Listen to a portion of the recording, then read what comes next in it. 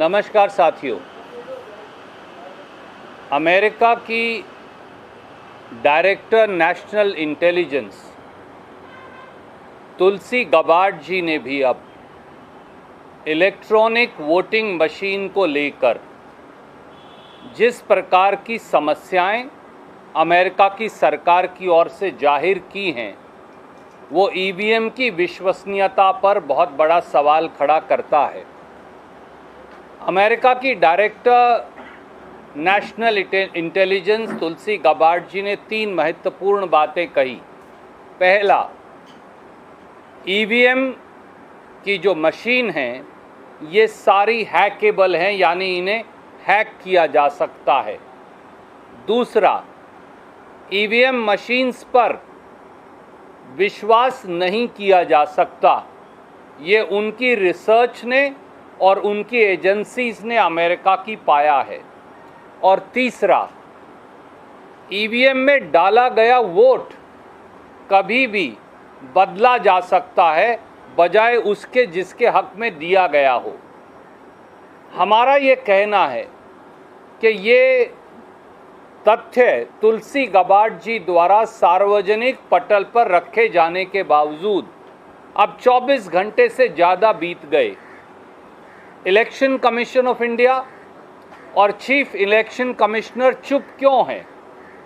दूसरा सवाल है, प्रधानमंत्री मोदी जी, एनडीए की सरकार और बीजेपी पूरी तरह से चुप्पी क्यों साधे है? तीसरा सवाल है, सोर्सेज के द्वारा इलेक्शन कमीशन प्लांट करके ये कह रहा है कि ईवीएम बिल्कुल ठीक है, सामने आकर सीईसी ये बात क्यों नहीं कहते? चौथा सवाल, अगर ऐसा संशय वो भी अमेरिका की सरकार द्वारा जांच के बाद बिल्कुल सीधे सीधे साक्ष्यों के आधार पर ईवीएम की विश्वसनीयता को लेकर प्रस्तुत किया गया है, तो क्या भारत सरकार की और इलेक्शन कमीशन ऑफ इंडिया की जिम्मेवारी नहीं कि वो सारे साक्ष्य और तथ्य, वो सारे सबूत और जांच जो अमेरिका की सरकार ने जुटाए हैं उन सब को वो इकट्ठा करते और हमारी ईवीएम से उन सारे साक्ष्य की जांच करते और फिर किसी निष्कर्ष पर पहुंचते कि हमारी ईवीएम गलत है या ठीक? और पांचवी बात, अब ईवीएम का मामला सुप्रीम कोर्ट को क्या इसका सुओ मोटो संज्ञान नहीं लेना चाहिए? क्योंकि निष्पक्ष चुनाव बेसिक स्ट्रक्चर संविधान का हिस्सा है और अगर ये सही है तो निष्पक्ष चुनाव जो है वो प्रजातंत्र का और संविधान का मूल आधार है। और अगर वहाँ कुछ गड़बड़ है या वहाँ कुछ संशय है तो पूरी चुनावी प्रक्रिया और प्रजातंत्र की जो हमारी पवित्र गंगा जमुनी धारा है उसी पर सवाल खड़ा होता है। हमारी ये मांग है कि election commission of India, chief election commissioner, प्रधानमंत्री, एनडीए सरकार सामने आकर देश के सामने खड़े इन संशयों का जवाब दे, वो भी तब जबकि बहुत जल्द अन्य राज्यों के अंदर भी चुनाव होने वाले हैं। To put it very very briefly in English, my friends, the Director of the National Intelligence Agency of United States of America, Ms. Tulsi Gabbard, over last 24 hours have raised serious doubts and questions on the authenticity, believability of electronic voting machines. Ms. Gabbard, as the video is available in public domain, has clearly said 3 things. Number 1, electronic voting machines or the entire process is hackable, can be hacked. Secondly, they have gone forward and said that the believability of this process is under serious cloud or doubt. And thirdly, she said America believes that the vote cast in favor of a particular individual by electronic voting machine in absence of any other certification, then it leads to a certain maneuverability and manipulation. That means vote cast in favor of one person can can be counted in favor of another person by manipulation. 24 hours have passed. Why is Election Commission of India and Chief Election Commissioner, why are they silent? Why is Prime Minister, NDA government and BJP, all of them, why are they silent? Number 3, why is Election Commission of India planting source-based stories to say our EVMs are okay? Why is it that Chief Election Commissioner and his companion election commissioners are not willing to see what are the fallibilities, manipulation and faults in the EVM as discovered by Americans? Fourthly, correct thing would have been for our NDA government, our CEC, our ECI to reach out to the Americans and to take hold of the investigation conducted by the Americans with regard to manipulation of EVMs, with regard to hackability of, with regard to manipulation of votes cast in favor of one person through the electronic voting machines. Instead of doing so, instead of even reaching out and taking that evidence in possession and comparing our EVMs to the evidence collected by United States of America, we are suo moto giving certificates through plants that our EVMs are okay. Why? What is this zeal and hurry to issue certificates without even examining the evidence? And lastly, why should the Supreme Court now take suo moto notice? For free and fair elections are an intrinsic part of democracy and are part of the basic structure of the Constitution. The entire process of election is now under a cloud. More so, when many states are about to go to polls.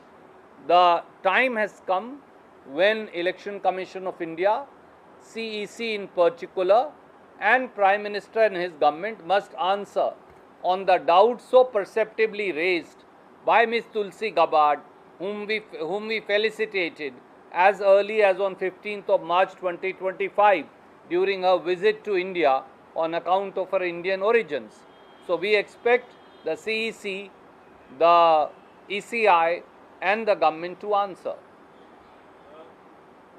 Sir, इस मसले पे तुलसी Gabbard के मसले पे चुनाव आयोग के top level से हमारी बातचीत हुई। उनका कहना है कि तुलसी गबार्ड ने इलेक्ट्रॉनिक वोटिंग सिस्टम का जिक्र किया है जिसमें इंटरनेट का इस्तेमाल होता है। भारत के ईवीएम में कोई कैलकुलेटर की तरह उसमें इंटरनेट का इस्तेमाल नहीं होता।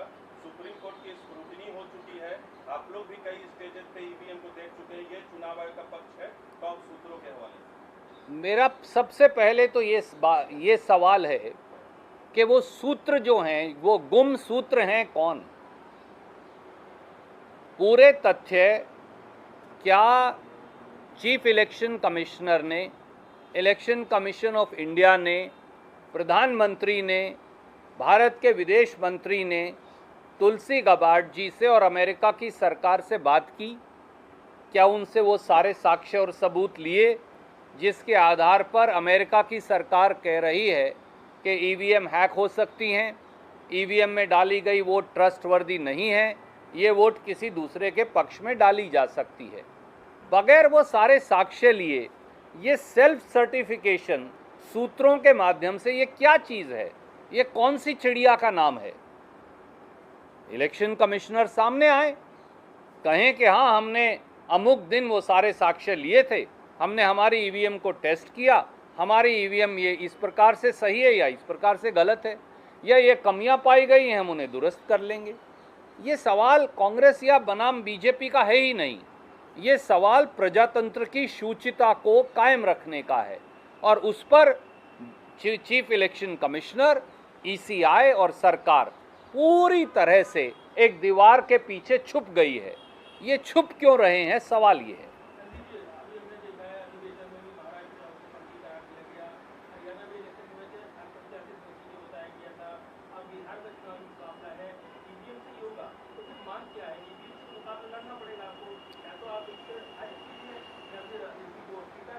देखिए, सभी विपक्षी दलों ने एक से अधिक बार, शायद आप भूल गए, हमने प्रस्ताव भी पारित किया था, हमने एक से अधिक बार कहा है कि इलेक्ट्रॉनिक वोटिंग मशीन की जगह पेपर ट्रेल होना चाहिए, पेपर बैलेट होना चाहिए। जब तक ईवीएम से चुनाव है हम ईवीएम से लड़ेंगे और ईवीएम से लड़कर जीतकर फिर उसे पेपर बैलेट में बदलेंगे। इतनी देर में कम से कम आपने 8 से 10 हज़ार करोड़ रुपया खर्च किया और वीवीपैट मशीन लगाई। वीवीपैट मशीन क्या है? जो जिसके पक्ष में ईवीएम में वोट डालता है वो कागज का टुकड़ा एक डब्बे में डल जाता है। जब आपके पास सबूत है कि किसने किसके पक्ष में वोट डाली है तो वो सारे जो वीवीपैट के कागज हैं उनको गिन लीजिए। नहीं तो 10,000 करोड़ रुपया लोगों का क्यों खर्च किया था जब उन सबको बंद डब्बा करके सीक्रेट रखना है, तो फिर वीवीपैट क्यों लगा रहे हैं? ये बड़ा सीधा सवाल है। सर इसके अलावा बंगाल में सर मैं एक छोटा सा मुद्दा और है, अगर आपकी अनुमति हो, इससे जुड़ा नहीं है पर महत्वपूर्ण है। साथियों, 2019 में ये सामने आया कि भारत सरकार विपक्ष के नेताओं की जासूसी कर रही थी, जजेस की जासूसी कर रही थी, पत्रकारों की जासूसी कर रही थी, खुद के केंद्रीय मंत्रियों की जासूसी कर रही थी और अन्य बिजनेसमैन और दूसरे लोगों की भी जासूसी कर रही थी। ये सारा जासूसी का खेल पिगैसस नाम के स्पाईवेयर के माध्यम से हो रहा था, जिसके माध्यम से सैकड़ों के करीब लोगों का फ़ोन व्हाट्सएप की माध्यम से हैक कर लिया गया और एनएसओ जो इजराइल की एक एजेंसी है उससे ये पिगैसस स्पाईवेयर खरीदा गया। मामला सुप्रीम कोर्ट तक गया और आज भी वहाँ विचाराधीन है। 22 अप्रैल 2025 को इसी महीने अगली पेशी सुप्रीम कोर्ट में लगी है। मोदी सरकार ने बगैर कोई बयान दिए पूरा मामला रफा दफा कर दिया। राहुल गांधी जी ने आगे बढ़कर ये कहा था कि ये सारी जासूसी हो रही है। बहुत देर ये विवाद चला और बाद में इसे ठंडे बस्ते में डाल दिया गया। इसके बाद मेटा, जिसे फेसबुक भी कहते हैं, व्हाट्सएप के जो मालिक हैं, उन्होंने अमेरिका में एक केस दायर किया बाकायदा इजरायली कंपनी एनएसओ के खिलाफ, जिन्होंने पिगैसस स्पाईवेयर बनाया है, और उन्होंने कहा कि नाजायज़ तौर से इजरायली कंपनी एनएसओ ने ये व्हाट्सएप जो है उसके अंदर ब्रीच करके और ये पिगैसस नाजायज़ तौर से लोड किया। वहाँ गवाही हुई, वो साक्ष्य सारे मौजूद हैं और मैंने उन्हें अब सार्वजनिक पटल पर रख दिया है। पर जो महत्वपूर्ण बात है, एक कागज जो पहले सार्वजनिक पटल पर नहीं था कि कितने लोगों के फ़ोन हैक हुए, ये नहीं आया था आज तक। अब एग्जिबिट 40 वहाँ लगा दिया गया है और ये कागज अब उपलब्ध है, जिसे मैंने सार्वजनिक पटल पर रख दिया है। इस एग्जिबिट 40 में उन सारे 52 मुल्कों की लिस्ट है जिनके फ़ोन पिगैसस स्पाईवेयर के द्वारा व्हाट्सएप को ब्रीच करके हैक किए गए। इस लिस्ट में दूसरा नंबर हिंदुस्तान का है, अगर आप देखें, और यहाँ साफ लिखा है, अब तो अदालत में एक कागज पेश हो गया कि हिंदुस्तान के 100 लोगों के फ़ोन नाजायज़ तरीके से जासूसी के माध्यम से पिगैसस स्पाईवेयर से हैक किए गए थे। मैं ये उन 52 के 52 मुल्कों की लिस्ट आपको दे रहा हूँ। अब सवाल बड़ा सीधा है, इसके बाद अब कोई शक नहीं बचा। यही नहीं, वहाँ बाकायदा गवाही हुई, शपथ पत्र आया और उस शपथ पत्र के अंदर, जिसकी प्रतिलिपि मैं यहाँ रख रहा हूँ, साफ तौर से फेसबुक ने ये कहा, एनएसओ पिगैसस स्पाईवेयर की मालिक कंपनी ने कहा कि हमसे ये सारे जासूसी वाले लाइसेंस जो हैं वो सोवरिन यानी सरकारों ने लिए थे। तो अब 5 सवाल बड़े सीधे मोदी सरकार से हैं जो हम पूछ रहे हैं। पहला सवाल ये है कि अब ये साफ हो गया कि जासूसी हुई पिगैसस स्पाईवेयर से हुई और हिंदुस्तान के 100 लोगों की हुई। मोदी सरकार इस पर कब जवाब देगी? ये तो हो गया साफ साफ। इसके साथ साथ ये क्या प्राइमा फेसी साबित नहीं हो गया कि मोदी सरकार और उसकी एजेंसियों ने ही इजरायली एजेंसी एनएसओ से पिगैसस स्पाईवेयर खरीदा था? तीसरा सवाल, अगर ये दोनों सवाल सही हैं तो अब सरकार को ये बताना चाहिए कि उन्होंने वो कौन से 100 लोग हैं जिनकी जासूसी की उनके फ़ोन में पिगैसस डालकर, क्या उसकी किसी अदालत से मंजूरी ली गई? और उन 100 लोगों का जो हिंदुस्तानियों का फ़ोन हैक किया गया था, ये किसके द्वारा और किसकी अनुमति से किया गया था? वो 100 लोग कौन हैं? किसने हैक किए फ़ोन? किसके द्वारा किए गए? किससे अनुमति ली गई? क्योंकि अदालत से तो ली नहीं गई। ये भी बताएं कि इस पिगैसस स्पाईवेयर को खरीदने की हिंदुस्तान को किसने इजाज़त दी थी और ये पैसा कहाँ से दिया गया, कौन से सरकारी बजट से निकाला गया था? और पांचवा, अब 22 अप्रैल 2025 को सुप्रीम कोर्ट में पेशी लगी है। जब ये सारे कागजात अमेरिका की अदालत में लग गए हैं और साबित हो गए हैं, तो क्या भारत सरकार की जिम्मेवारी नहीं कि इन सारे कागजात को 22 अप्रैल 2025 को सुप्रीम कोर्ट में पेश करे, ताकि सुप्रीम कोर्ट इस पूरे जासूसी मामले की जांच कर सके? क्योंकि इल्ज़ामात तो ये हैं कि राहुल गांधी जी का फ़ोन हैक हो रहा था, दूसरे विपक्षी नेताओं का फ़ोन हैक हो रहा था, जजेस का फ़ोन हैक हो रहा था, खुद केंद्रीय मंत्रियों का फ़ोन हैक हो रहा था, पत्रकारों का फ़ोन हैक हो रहा था, बिजनेसमैन का फ़ोन हैक हो रहा था। क्या भारत की सुरक्षा इस प्रकार से होगी कि उग्रवादियों की बजाय अपने ही लोगों का फ़ोन हैक हो रहा था? तो इन सब सवालों का जवाब भी अब मोदी सरकार को देना चाहिए। ऐसी वैलिड कि मतलब गवर्नमेंट बहुत तेज पेगासस और सुप्रीम कोर्ट ने गवर्नमेंट को बताना चाहिए if the government is not going to furnish all the details that you shared just now, so whether Congress will be furnishing all the details before the Supreme Court? I have already put it. They are here. ये वहाँ oath पे दिया गया बयान है और उन्होंने कहा है कि एनएसओ जो है, ये आप देख सकते हैं, वहाँ उन्होंने कहा है कि एनएसओ जो पिगैसस स्पाईवेयर बनाने वाली कंपनी है, उनकी ये डिफेंस है कि ये तो सरकारों सोवरेन यानी सरकार को बेचा था हमने।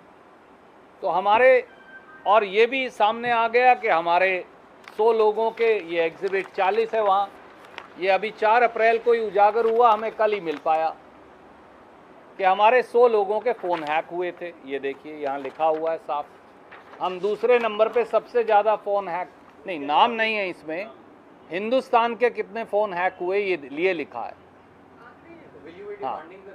हाँ, यही मैंने आपसे कहा कि वो 100 लोग कौन हैं। अब मोदी सरकार को बताना चाहिए किसकी अनुमति से हैक हुआ, किसने हैक किए, क्या इन्फॉर्मेशन आपने निकाली। पिगैसस जो है, एक पिगैसस 1 साल के लिए लगभग $7 मिलियन का आता है। ये पैसा कौन से बजट से दिया गया, कौन सी अदालत से आपने अनुमति ली या नहीं ली, तो कौन जिम्मेवार है? अब इन सब बातों का साक्ष्य जब आ गया है तो इन सब साक्ष्यों को सुप्रीम कोर्ट के सामने रखना, वहाँ से सर्टिफाइड कॉपी लेकर आना, ये तो सरकार की जवाबदेही और जिम्मेवारी है, उन्हें ये करना चाहिए। जी,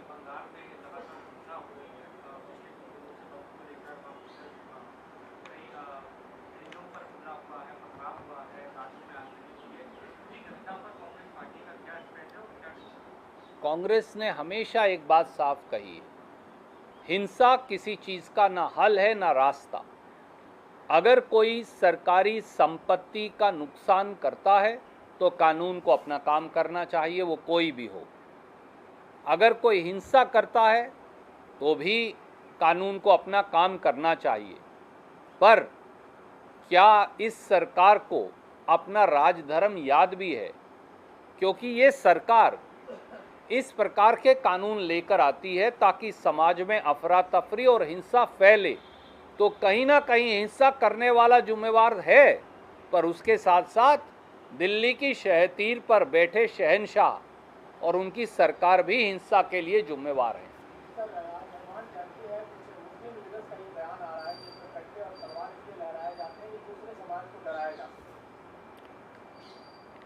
देखिए, मैं तो तपिस्थल की कुरुक्षेत्र की धरती से आता हूँ, जहाँ वो टीला है, जहाँ किद्वंती ये है कि माता अंजनी ने सूर्य भगवान का तेज लिया, जहाँ से हनुमान जी की उत्पत्ति हुई।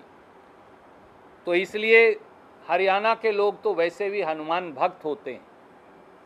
हनुमान किसके भक्त थे? भगवान श्री राम और सीता मैया के। राम और सीता और हनुमान ये हमारे आराध्य हैं, और हमारे आराध्य कभी हिंसा के प्रतिबिंब हो ही नहीं सकते।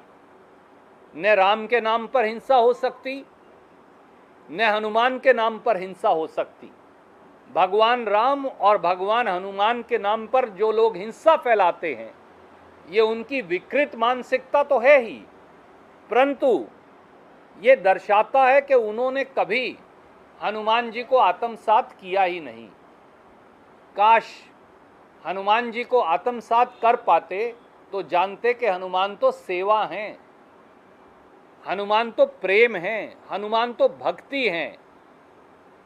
भक्ति, करुणा, सेवा, प्रेम, हिंसा कैसे हो सकता है? इस बात का जवाब मुझे दें। बाबा राम रहीम को 21 दिनों की दोबारा से एक पैरोल मिल गई है। ये 13वीं और उनको पैरोल मिली है जब से वो कन्विक्ट हुए। देखिए, मुझे लगता है कि जहाँ तक किसी व्यक्ति को छुट्टी देने का प्रश्न है, वो एक प्रक्रिया का हिस्सा हो सकता है, पर बार बार अगर किसी व्यक्ति को छुट्टी मिल रही है तो अदालत को जरूर संज्ञान लेकर जांच करनी चाहिए कि इसके पीछे असली मंशा क्या है। सीधा चश्मा, नजर बदलो, नजरिया बदलो।